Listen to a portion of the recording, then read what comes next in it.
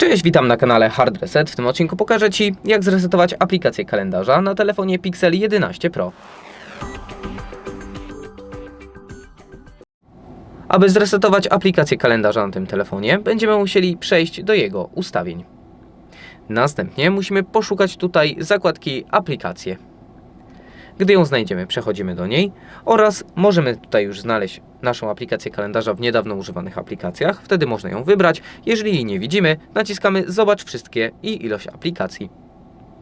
Następnie szukamy aplikacji naszego kalendarza w liście tutaj alfabetycznej lub można też wyszukać.